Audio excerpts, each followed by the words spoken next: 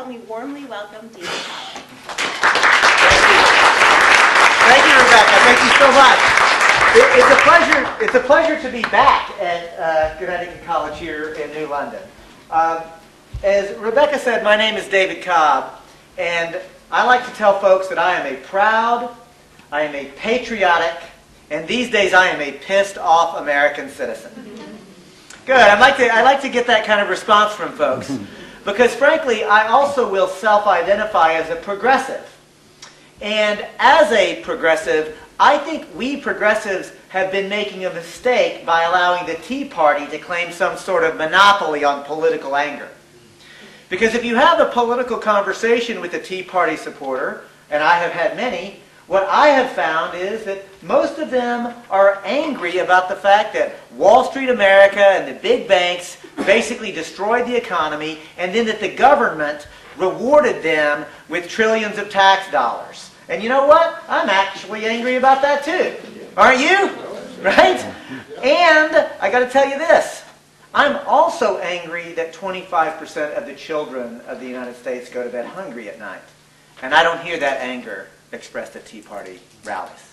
I'm angry about the fact that 1 in 6 American families are living at poverty level conditions. And I don't hear that expressed at Tea Party rallies. I'm also angry at the fact that the United States of America is a fundamentally racist, sexist, class oppressive society. And I don't hear that expressed at Tea Party rallies. I'm angry about the fact that the economic institutions, and especially the large transnational corporations, are literally destroying the ecosystem that we depend upon for life itself. And I damn sure don't hear that political anger expressed at Tea Party rallies. So I think that we are definitely making a mistake as progressives if we don't get comfortable expressing our righteous political anger. And I use the word righteous very carefully because I think that anger that I've just described to you is a righteous anger. You see, I will go this far and tell you that righteous anger is a good thing. Because righteous anger is the appropriate first response to injustice. It's the appropriate first response to unfairness. It ought to make us angry, you know? And to put it into political context and historical context, I'll tell you it was righteous anger that propelled the abolitionist movement to stand up against the depraved institution of slavery in this country. It was righteous anger that allowed those women of Seneca Falls, and some men, but mostly women, of Seneca Falls to actually begin what we now know as the first women's empowerment movement in this country. It was righteous anger that propelled the civil rights movement, the trade union movement. Righteous anger is a good thing. And I want to be clear, if you just get angry about anything and you stay mired in anger, that is a very dangerous place to be. That kind of anger is dangerous emotionally, it's dangerous physically, it's dangerous psychologically, it's dangerous spiritually. You see, righteous anger requires righteous action. Righteous anger means that it will provoke you, and I will say in a joyous way, to actually righting the injustice and creating something good and decent out of it. And so I'm proud to tell you that I have a kind of righteous anger because I think it's what propels and provokes me to actually act. And I want to be very clear about something. I'm also angry because I can remember when I could say that I was a proud and patriotic American with no other qualifier. For me personally, that's when I was a little boy. When I was taught that I was from the United States of America.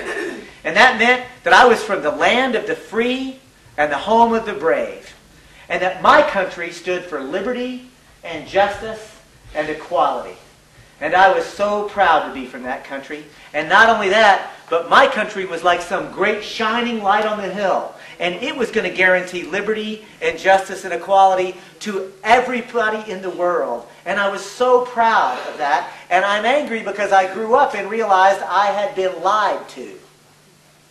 And I want to be clear that it's not the kind of lie that we normally think about because it's not really a lie. So allow me to amend that statement and say that I was participatory in a creation myth.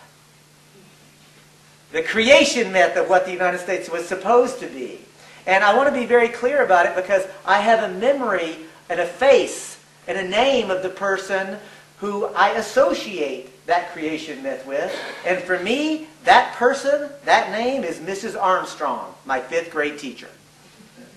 And I want to be clear. Before I go on, are there any public school teachers, or current, past, or future, since we have so many students? In the crowd, can I get a hand? Can we all give them actually a round of applause?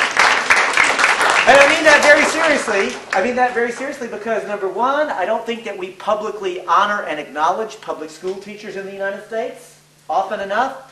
We damn sure don't pay them enough money. And thirdly, I want to do that in the memory of Mrs. Armstrong.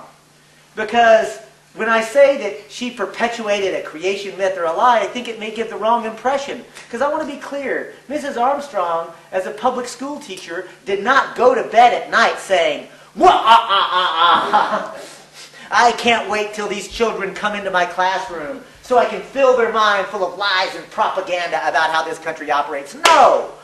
Mrs. Armstrong was a public school teacher. And like every public school teacher I've ever met, she became a teacher because she wanted to help children to grow up to become productive members of society. You see, she had a calling. And I want to honor the calling that she had. Because, you see, the reason that she perpetuated what I will now call the creation myth was because she believed it. And even more, it worked on me, it worked on my classmates, and as I'm watching this crowd react to me, I can say it worked on most of you. The idea of what America is or what it should be or what it can be, that worked on us. And let me suggest to you, it worked on us not because we're Americans.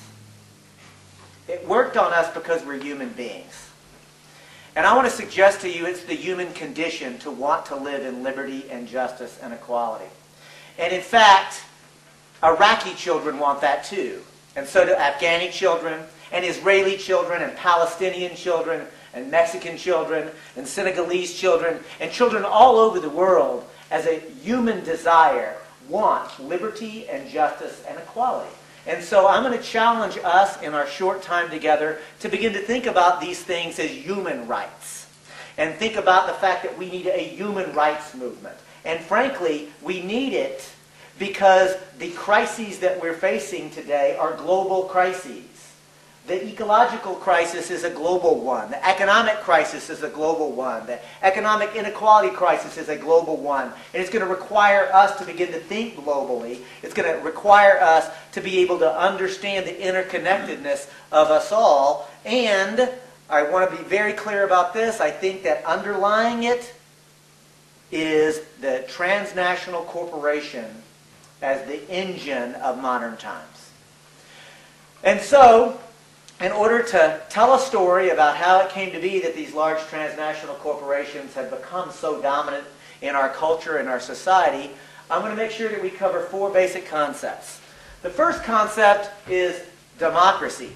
That word gets tossed around a lot in this country, so I'm going to ask somebody to just shout out. If many of you know it, many people just shout out, what language is that from? Greek. Greek. Nicely done. I thought that on the college campus we'd get some folks. So, all right. Since it's from Greek and you know that, let's break the word down. Demos means the people.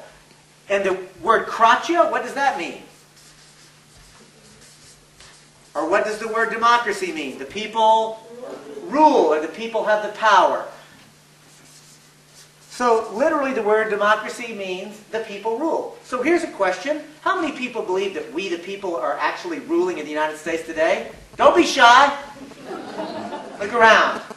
Not a single hand went up. I do this presentation all over the country, usually a different place every night or day, sometimes 2, 3 times a day. And it is rare that anybody actually raises their hand to argue that the United States of America is a functioning democracy.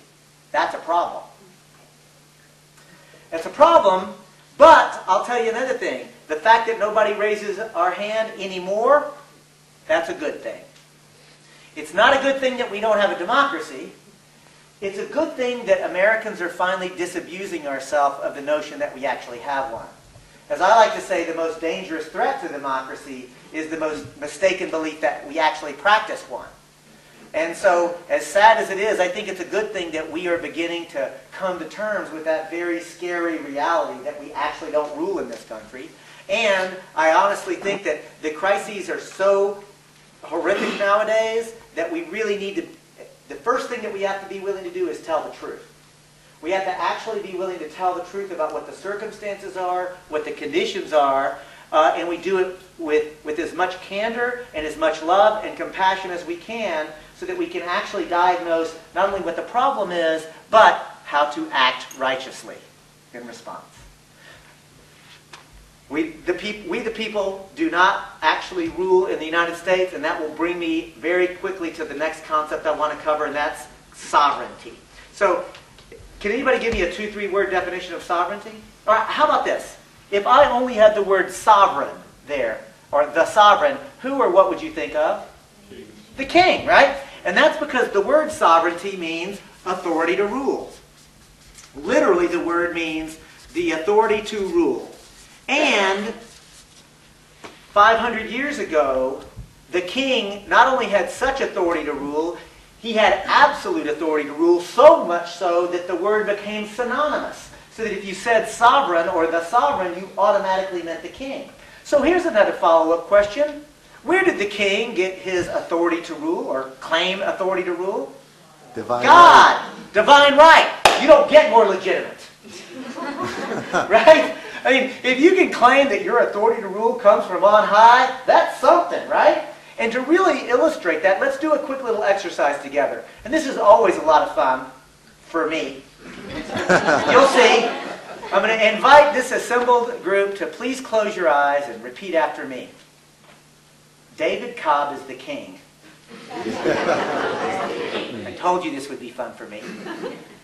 And as the king, he is God's representative on earth. As the king, he is God's representative on earth. And therefore, everything David says must be obeyed. Okay, you can open your eyes. Those of you who are willing to close your eyes can open them. Let's make a couple of quick observations. First, everybody laughed at that. Did you notice that? I mean, as soon as you realized what I was asking you to say, you all chuckled and laughed. I got to say, the director of the program refused to do it. Rebecca, the administrator, refused to do it. The woman in the very corner back here, who had been giving me really good, positive feedback as I was going along, all of a sudden went like this. Not only did she not do it, she kind of gave me one of those numbers. And you know why that she gave me that look? Others, and I'm sure it wasn't just these two, others of you probably wouldn't do it. The reason all of us laughed about that is because it's funny, right? Not funny in the, ho, David just made such a witty comment funny. Like, funny in the absurd way, right? I mean, that's funny, absurd, that's ridiculous to think that I should tell you how, and be allowed to say how you should live your life because of who my parents are. That's ridiculous. And even better, that somehow it gives me the authority to say how all of society ought to operate simply because who my parents are. That's absurd. That's laughable. Of course it's ridiculous. Of course you laugh. And 500 years ago, people just like you not only said it, but they thought it. And if they didn't think it, they knew better than to say it out loud. Right? The reason that I'm really asking you to think about this for a moment is who can claim authority to rule is kind of one of the most important things that human societies kind of do collectively. And 500 years ago, people were so deeply enmeshed in that cultural reality that to think anything differently would have been absurd. Now, another way to say that, and hold on because the Texan gonna get metaphysical on y'all. We are all individually participating in creating the collective reality that we experience. Another way to say that is, if enough people think that something is true, if enough people act like it's true, it's true. We're creating our reality now. So, since I believe that we live in a racist, sexist, class-oppressive society, then I have to own the fact that I've got some responsibility for that. That I'm actually helping to create it, and if I don't like it, then I've got some responsibility to do something about it. Right? And, you know, as Rebecca said in the introduction, I'm a Green Party member. I'm proud of that. Can we entice you into the very front circle? I don't know, what is it about this table? Nothing now. All right. No, I want to sit All the cool kids are going to go to this table. The reason that I say I'm a Green Party member and want to really underscore that is I'm proud to be a Green Party member, but I'm equally proud to tell you that I work in coalition with Democrats frequently on issues. I work with Republicans on issues where we have agreement. I have worked with socialists. I've worked with anarchists. You know, I've worked with people who just don't involve in elections at all. I have a long history of working in coalition with different people. In my entire 20 years of coalition work, I've never had the opportunity and the privilege to work with a monarchist. You know what I mean? And the reason I'm saying this is to really drive home the point that this doesn't even exist as a political ideology. In fact, if you try to say it out loud, you laugh about it. And 500 years ago, it's really all there was politically. And I say this to challenge us this way. The kind of deep systemic change that exists between rejecting monarchy as a form of rule to the idea that there ought to be a democracy, that is profound. That kind of shift is profound. It's just as profound as being able to say that I would like to live in, not just talk about, but I would like to live in a world where the United States does not engage in war as foreign policy. I'd like to live in a world where everybody has access to health care if they are sick or injured, period. I would like to live in a world where every child and every person has enough food to eat. I would like to live in a world where everybody actually has clean water to drink and clean air to breathe. You see, I want to live in that world. And when people tell me that that world that I talk about wanting to live in is too naive or too unrealistic, it's too big, you can't imagine that, I say, have you not been paying attention in world history? The kind of systemic change that I'm just now describing to you is no different than the kind of transformation that other peoples before us have been able to make. And that will bring me now to the third concept that I want to make sure that we cover, and that's the idea of legal personhood. You'll notice I didn't write corporate personhood because I want to actually go even deeper and share with you the concept of legal personhood simply means the ability to assert rights. If you can assert rights under law, that's a way to think about being a legal person. And the fourth concept I want to make sure that we cover is the corporation. And because I think that concept is just as important, I'm going to now ask, what language is that from? It's from Latin. Let's break it down. Corpus means body. And now for extra credit, my Latin scholars, the suffix tion, what would that mean? It would mean that the inherent quality or the state of creating. So literally the word corporation means to have or give body. And by body I mean literally physical body, material body. And that's interesting and important because, let me ask, are there any other lawyers in the room besides me that would admit it? It's a friendly crowd. No? All right. Well, I'll just tell you this. In law school, the very first thing that they teach us in law school about corporations is that it's a legal fiction. In fact, that has become such a common bit of knowledge that I'll now ask, whether you went to law school or not, have you heard that a corporation is a legal fiction? Raise your hand. Lots of hands go up. Lots of heads are nodding. So a corporation is a legal fiction. Okay. Here's a question. What does the word fiction mean? Not true. Pretend, made up. Check it out. We're taught in corporations class the reality that a corporation is not real. It doesn't actually exist in the real world. But we're going to pretend like this congregation of people and contractual arrangements and social constructs and social contracts, we're going to pretend like this sort of a mass amorphous thing is one physical thing. We're going to give it body. And guess what? If enough people think that something is true, if enough people act like it's true, it's true. So poof, presto changeo, a corporation gets created. And I really want you to think about this for a moment. A corporation is nothing more than a social construct. Right? It exists because we act like it exists because we believe that it exists, and then it definitely does exist. And it's important to recognize that the word corporation actually comes from Latin because the genius of the corporation was created during the time of the Roman Republic, not during the Roman Empire. And sometimes I wish there was more conversation in the United States about what happens when a nation descends from being a republic to an empire, because that might be an important conversation today. Just saying. Planting seeds. Just planting seeds. But the first corporations ever created during the Roman Republic were used to do things. For example, to build the road system. Have y'all heard the phrase, all roads lead to Rome? Those roads were built by, designed by a Roman corporation. Likewise, the aqueduct system, that amazing bit of architecture that moved water all over the Italian peninsula without electricity. I mean, humans are clever, right? And incredibly, like as the primates that we are, man, we are problem solvers, right?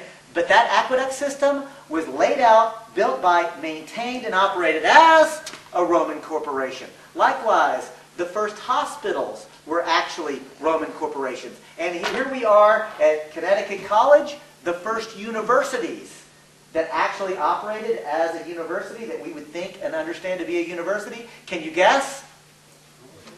Roman corporation. So here's a quick question. What does a road system, a water system, hospitals, universities, what do they have in common? Public service. Thank you so much. They are all public services or public goods. And the genius of the idea of a corporation is to achieve public things in a certain way by taking private resources or money to put it to it. So you take private money or resources towards a public good. And to really illustrate this, I'm going to actually use an exercise. And sadly, it's an exercise that could be true because I'll tell you that there are people in and around New London who are food insecure. What does food security mean? 3 meals a day, guaranteed.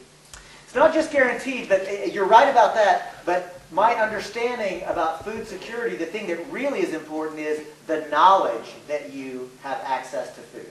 Right? So there's a psychological component, not just that you get fed, but that you know psychologically, emotionally, spiritually that you're secure in that and the ability to eat. Because I don't know about you, but I like to eat every day.